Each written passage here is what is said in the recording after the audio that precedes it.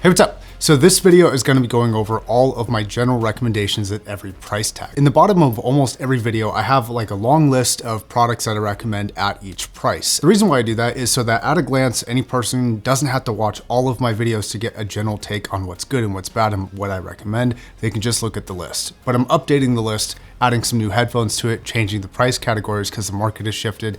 And that's where this video comes in. Now, this video was actually not intended to be a Black Friday video at all. Actually, I was just planning on doing this at the end of the year to kind of reset my rankings. But conveniently, it's going to be Black Friday when this releases, so it's probably worth checking the links down below if you are interested in anything to check on the price. A lot of those links down there are affiliate links. Do not feel obligated to use them, please. I'm happy with you guys just watching. But if you do want to use them, I would appreciate it. It does help the channel at no cost to you. Thanks a lot.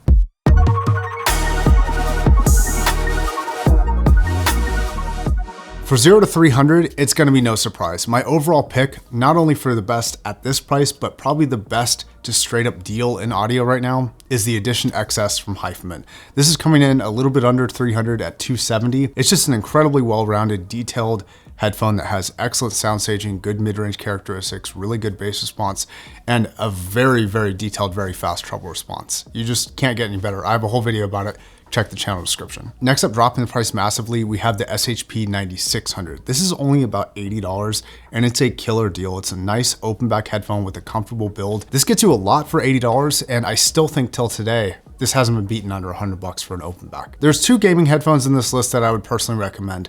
One is gonna be the PC3 8X. I've been using this thing for years. It's a physical headset with like a built-in microphone and I just absolutely adore this thing. It's about 180 bucks. It's a little bit on the expensive side for a dedicated headset, but it's great. This is still one of my all-time favorite headphones because it just sounds really, really good. Simply put, it's great for games, but it's also really good for music. Now, the other option is a little bit better for both. It's a little bit better for games, a little bit better for music, and that's the R70X Refine, but it comes in at a higher price tag of $300. Now, this one is going to be a limited edition, so I would pick it up while you can, but it's just a little bit better at certain things than the 3.8Xs. However, it doesn't come with a built-in microphone, so if you do want to use it for gaming and you need a mic, you want to factor extra cost for an extra mic. Regarding audiophile headphones at this price, there are a few that I recommend. Of course, the classic HD6XX and also the Sundara. These are both excellent, very different styles of headphones for music. The 6XX is super personal, great vocals. We've all heard it a billion times. The Sundara is a really fast, well sound staging, well-rounded, just very good sounding hi-fi headphone. Now the Sundara is made by Hyphaman, which is the same company that makes that really great deal I was talking about, the Edition XS. At this point, since they're the same price, I would pick the XS. If the Sundara ever drops to like 150, I think that's gonna be the go-to recommendation for 150, and the XS is gonna stay at its recommendation at like 280. It is notable that some people with the XS really do not like the build in terms of their physical comfort and much prefer the Sundara. So that might be you, and it's worth considering both. The last headphone in this category was actually a big surprise to me this year, and it was the Aoun AR5000.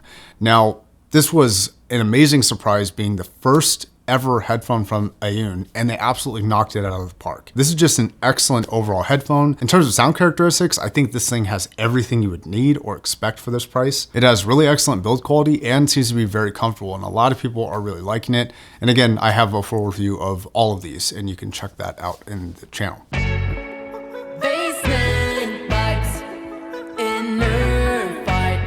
For $300 to $600, I only have a few here. My overall top pick is gonna be the Aria Stealth. Now, I think this is the second best deal in all of audio, right behind the XS. This is an amazing headphone.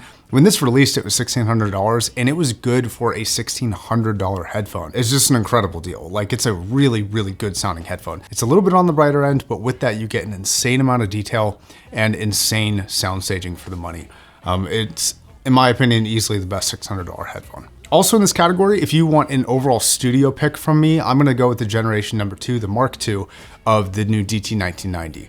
I think that's a really good studio specific headphone while being less good for hi-fi. I think the Aria smokes it for hi-fi, but for certain aspects of studio use, I would prefer the 1990. Another one of my favorites, specifically because it's so comfortable and I think it just has a really kind of neutral, just easy to listen to sound, which is the HD 490. That came out recently, and this is more of a jack of all trades headphone for me. It's not really spectacular in any specific category, but it just does a good job of hitting kind of every category in a really kind of pleasing way without exceeding at really any one thing.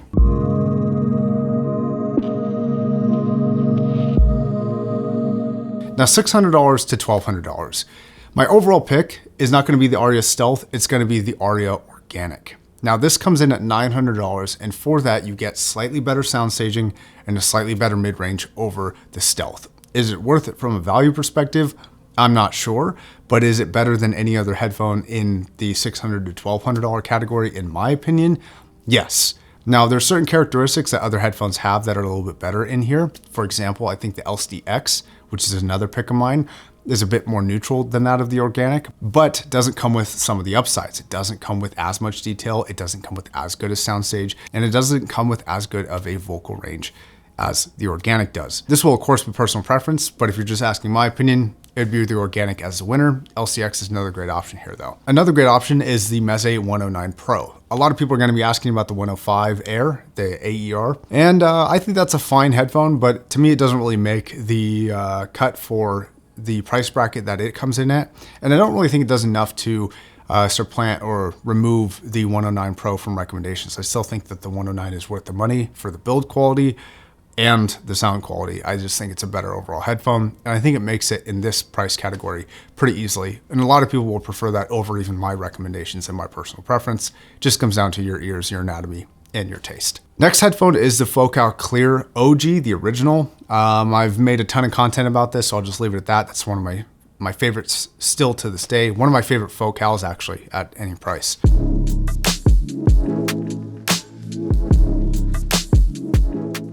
Now my recommendations at $1,200 and upwards into the ultra expensive stuff. First, a headphone that I have here, but I haven't actually reviewed yet, which is the Modhouse Tungsten. It's a phenomenal headphone.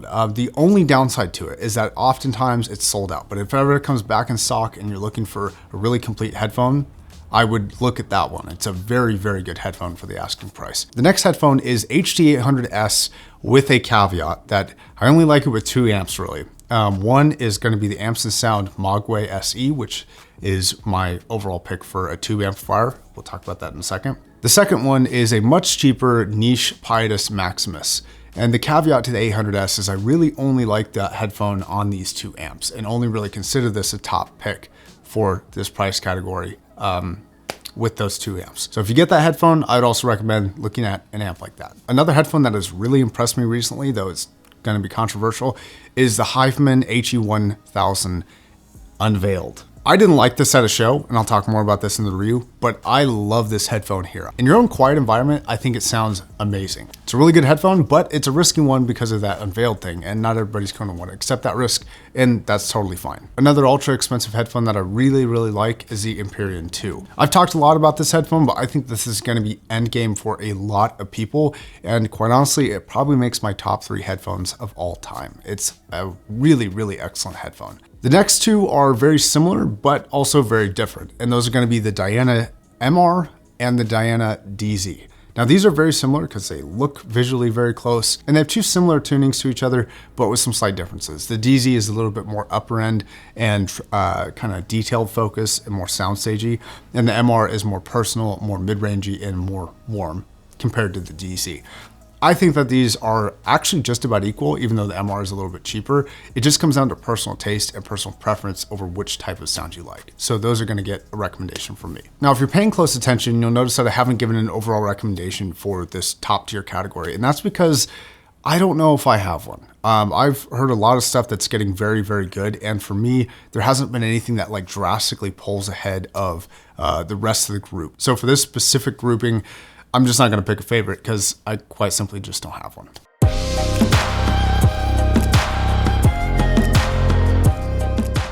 Now, closed back headphones. My overall pick is easy. That is going to be the ZMF Bokeh. If you can grab a stabilized version, I would. Otherwise, I would get the limited. Otherwise, I would get the regular.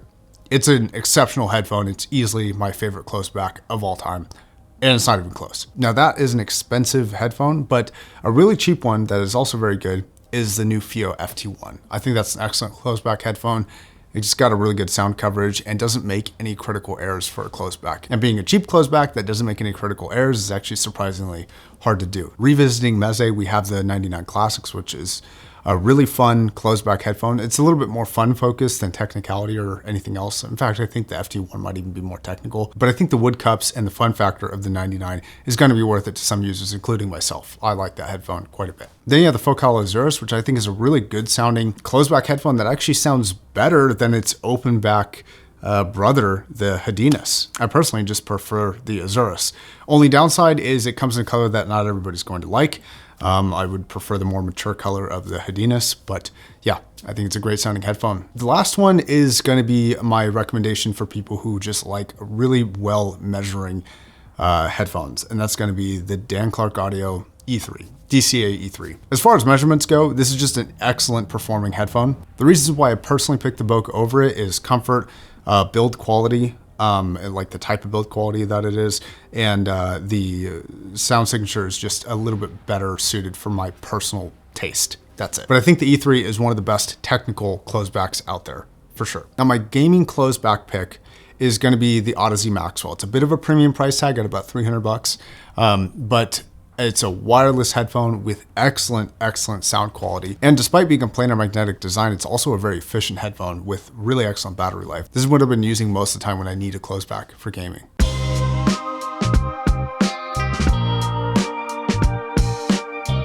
Now, as far as amplifiers go, I have one overall pick for a tube amplifier that wins against everything else, and that's going to be the Amps & Sound Mogwai SE. I do not have an overall pick for a solid state yet. I'm kind of in the search for the perfect solid state still. So once I find that, I'll let you guys know. But as of right now, Mogwai SE for a tube amp, that's like end game for me. And I haven't quite reached end game for a solid state yet. But I do have some recommendations that I think are very good. If you want super cheap, like $40 cheap, I think the Moondrop Dawn Pro dongle is a really good deal for 40 bucks, honestly.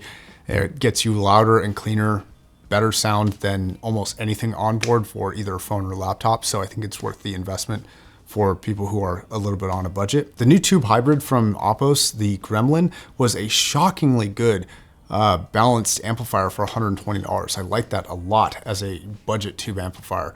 I know it's a tube hybrid, but like it sounds really good. My gaming amplifier, and yes, there are gaming amplifiers out there, is going to be the Shit Gunner. It has features that are just kind of tailored specifically to gamers, including widening the soundstage and adding a bit of presence if you like that. But it also has things like a microphone input and can be powered off of USB if you want it to.